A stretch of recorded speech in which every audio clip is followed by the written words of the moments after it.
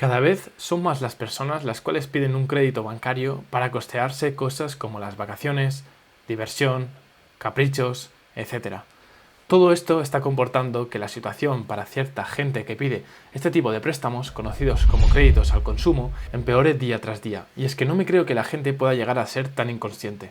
En el vídeo de hoy vamos a ver qué son todo este tema del créditos al consumo, cómo se están aumentando, cómo va a afectar y por último cómo está la situación para invertir y ser capaces de conseguir ese dinero por nuestros propios medios y no mediante la financiación a base de créditos bancarios con altos intereses.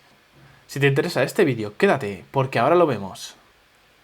Hola, muy buenas y bienvenidos, yo soy Edu, bienvenidos a mi canal a un nuevo vídeo donde vamos a hablar de los créditos al consumo y de todo lo que ello comporta, y para hacerlo he preparado una presentación, pero antes de nada quiero que veáis un vídeo donde vais a entender muy bien el tema del que vamos a hablar hoy y sobre todo cuál es la situación. El piso mirando al mar y si no el restaurante o la moto de agua o incluso el barco, los caprichos del verano. Muchas veces he tenido que pagar las vacaciones a plazos, 2.000, 3.000, la cantidad de dinero que sea, y todos tenemos derecho, ¿no?, a estar de vacaciones. Y el crédito es a veces la llave de ese derecho del que habla Sebastián, que también abre la puerta a viajes de ensueño. Pues vamos a Egipto, en 2 plazos pues se paga bien, el viaje había que hacerlo, sí, es un viaje que le debo a mi mujer. Esfuerzos que han incrementado el de endeudamiento por consumo de mayo a junio más que nunca en más de 11.000 millones. Una agencia de viajes, sí. Pagas en cada mes y te viene mucho mejor. El incremento porcentual es también importante, no se veía desde hace casi 20 años, el año 2005, cuando también había una inflación alta. Ya que tampoco te llega el sueldo como para pagarlo todo de golpe. Pero cuidado porque el interés medio que se aplica al crédito al consumo es del 7,9%, el más alto en casi una década,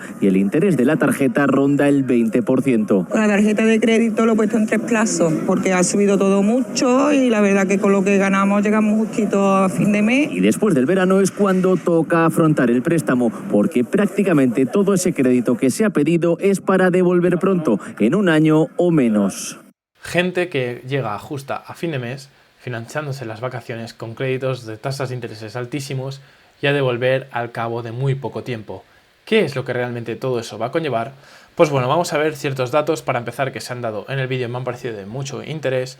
El primero que quería ver sería este tema del incremento del crédito al consumo entre mayo y junio. Y es que, como dice en el vídeo, desde el 2005, donde los tipos de intereses, por cierto, también eran bastante altos, no se había visto un porcentaje tan alto. No se ha visto hasta este 2023, donde ha sido de 6,3, casi igualando esa marca de hace casi 20 años. ¿Eso qué significa? Pues que básicamente la gente tiene más problemas para conseguir dinero, más problemas para ahorrar, para financiarse sus cosas. Eso es debido a que la inflación actualmente es alta, entonces el coste de vida es muy alto y en vez de seguir ahorrando o intentar invertir, la mejor idea que se les ocurre es endeudarte aún más para tener que devolver más dinero. ¿Y por qué tener que devolver más dinero o por qué tener que devolver unos tipos de intereses tan altos? Pues bueno, básicamente como la inflación está alta, se intenta bajar esa inflación a base de subir los tipos de interés y eso hace que la economía se enfríe. Los tipos de interés del Banco de España los he puesto por aquí y en el caso que nos ocupa hoy he puesto básicamente estos préstamos del consumo, que son los créditos, y he marcado los meses en los cuales se han pedido, que si nos fijamos tienen alrededor de un tipo de interés de un 8%. ¿Pero qué significa este 8%? Básicamente que si, por ejemplo, como en el caso del vídeo del chico joven, el cual decía que pagaba unos 2.000 o 3.000 euros, básicamente si tenemos como valor 2.500 y hacemos este tipo de interés de un 8%, nos sale que el interés, únicamente interés a devolver, son 200 euros más los 2.500 euros íntegros que te han prestado.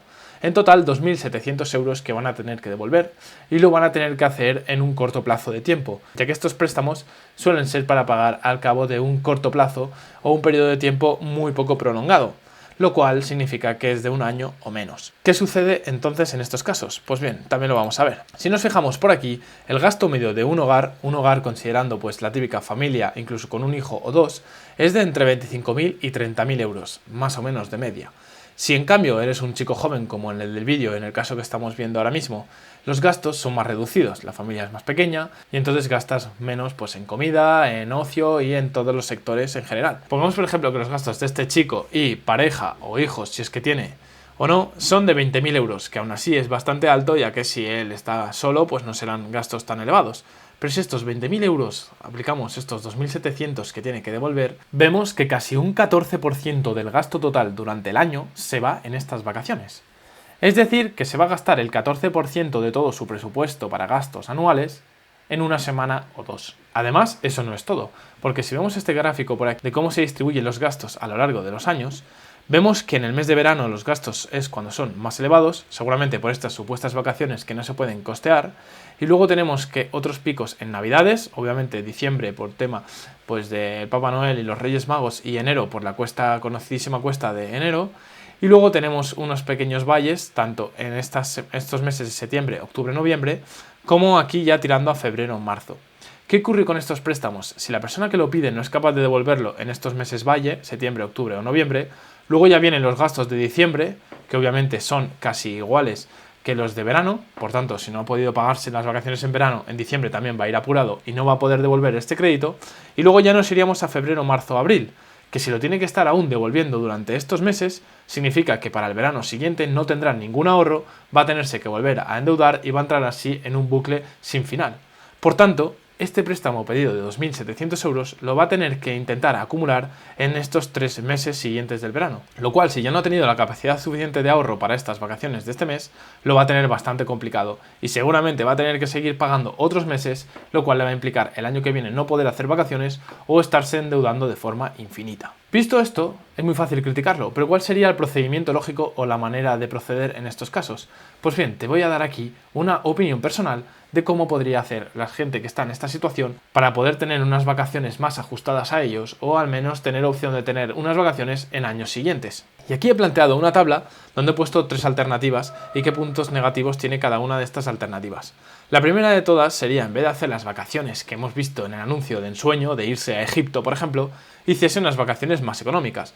Típicas vacaciones que vas más cerca o que vas al pueblo o a visitar a algún familiar, las cuales tienen un coste más bajo, que seguramente te puedas costear o al menos el crédito a pedir sería más bajo, intereses más bajos y más fácil de devolver. Esa opción implicaría que está al límite de sus posibilidades, porque estaría gastando a lo mejor lo justo y necesario que tenía ahorrado, pero se va a quedar a cero. Además, pues va a ir sin este colchón de seguridad de tener algo en el banco ahorrado por si acaso, ¿no? Y obviamente no van a ser sus vacaciones deseadas, no va a ser su viaje de ensueño, pero al menos va a tener vacaciones. Una segunda manera de proceder sería no hacer vacaciones, ahorrar un año para el año siguiente podértelas costear tú mismo. Ese punto negativo sería obviamente que te quedas sin vacaciones y que igualmente aunque te pongas a ahorrar, la inflación va a hacer que el dinero que tú ahorres año tras año vaya valiendo menos. Por tanto, aunque tú vayas a ahorrar de un año para otro, al siguiente año las mismas vacaciones van a ser aún más caras debido a esta inflación. Y como tercera y mejor alternativa desde mi punto de vista sería invertir. Invertir obviamente no significa obtener ganancias al cabo de un mes o dos. Invertir se invierte a largo plazo. Entonces te quedarías sin vacaciones e incluso puede que años siguientes también te quedases sin vacaciones, pero te aseguro que si invirtieses año tras año, al final acabarías consiguiendo costeártelas a base de estas inversiones. Y todo eso sería gracias al interés compuesto. Pero bien, ¿cómo está actualmente el mercado para invertir? Pues aquí te he puesto unas ciertas pinceladas de cómo está la situación actual, por si la gente quisiese invertir o por si tú mismo eres un inversor y que te interesa ver cómo está la situación actualmente. Por un lado, tenemos la opción de invertir en bolsa. Por aquí te he puesto el ratio PER, es decir, este ratio mide cuánto cuesta una acción en función de los beneficios que te genera. Es decir, si una acción cuesta 10 euros y en cambio genera un beneficio de 1 euro, su PER está a 10. En cambio, si la acción vale 20 y solo genera 1 euro, su PER está a 20. Y así de forma sucesiva. Es que esto significa que a más PER haya en el mercado, pues más caras están las acciones. Y como vemos, durante el 2020, 2021, 2022, es decir, post pandemia, ese PER se disparó. La bolsa estaba muy cara y las acciones en general estaban muy caras. Por tanto, no era un buen momento para invertir. A partir de mediados de 2022, ese PER empezó a caer. Empezó a caer de tal forma que a día de hoy está ya por debajo de la media del PER. Dicho de otras palabras, la bolsa y las acciones están hoy en día más baratas. Y a más baratas se compra una acción, más rentabilidad y beneficio se le puede sacar. Por otro lado, tenemos el mundillo de las criptomonedas. Una inversión que obviamente presenta mucha volatilidad, pero que también puede llegar a ser muy rentable si se sabe y se entiende dónde se está invirtiendo. Como no, por aquí te he puesto la gráfica de la cotización del Bitcoin, que es la criptomoneda por excelencia, y como vemos también hubo unos periodos de picos entre el 2021 y 2022, cuando casualmente la bolsa también estaba alta, el Bitcoin también los tuvo. Pero, igual que ha pasado con la bolsa y las acciones, el Bitcoin también cayó. Cayó hasta llegar a mínimos que no se habían visto desde hacía ya varios años y actualmente se encuentra plano en estos 24.000, oscilando un poquito hacia arriba, hacia abajo, pero más o menos lineal. Eso significa que es muy buen momento para acumular estas posiciones y, como ya os expliqué en un vídeo del canal, el halving de Bitcoin se acerca, lo cual es probable que este Bitcoin al cabo de unos meses empiece a subir de precio. Ya por último, aunque hay muchísimos más activos donde invertir, te presento otro de los más conocidos, que es la vivienda. Por aquí he puesto un gráfico del precio de la vivienda y como vemos, la vivienda está pasando algo excepcional. Y es que a diferencia de los demás activos que te he presentado, el precio no está cayendo, sino que casi está subiendo. ¿Y esto por qué? ¿A qué se debe? Esto lo vamos a ver ahora mismo. Primero de todo, uno de los problemas que hay es los tipos de interés. Los tipos de interés están muy altos y eso, como hemos visto en el apartado de los créditos, también sucede con los créditos para comprar una casa, es decir, con las hipotecas. Cuando alguien se quiere comprar una nueva casa, los tipos de interés están tan altos que las hipotecas son muy caras, es decir, no sale rentable y por tanto la gente no quiere cambiarse de casa ni comprarse una nueva y por tanto las casas que hay en el mercado son muy limitadas porque la gente no quiere irse de donde está. Por otro lado, si a este problema le sumamos que cada vez la oferta y la demanda tienen una relación más ajustada, obviamente los precios pueden quedarse o iguales o seguir subiendo. Por aquí te he puesto un gráfico en base 1000 de viviendas, de su oferta y su demanda, y un indicador del desajuste entre ellas. Y vemos que un desajuste tan alto entre esta oferta y esta demanda no se veía desde mucho antes del 2015. Y esta gráfica, cuando la interpretamos, vemos que la oferta de la vivienda pues es básicamente esta que tenemos por aquí en este color marrón. Y la demanda sería esta de color rojo. Y por la simple ley de la oferta y la demanda, vemos que a más alta es la demanda, si la oferta se mantiene igual o incluso baja, el precio tiende a subir. Entonces, entre que hay pocas viviendas disponibles en el mercado, la nueva construcción con el precio de las materias, con el COVID, etcétera, se ralentizó un montón y que encima la gente no puede o no quiere abandonar sus casas, se suma que todo esto, la disponibilidad de casas libres es muy baja.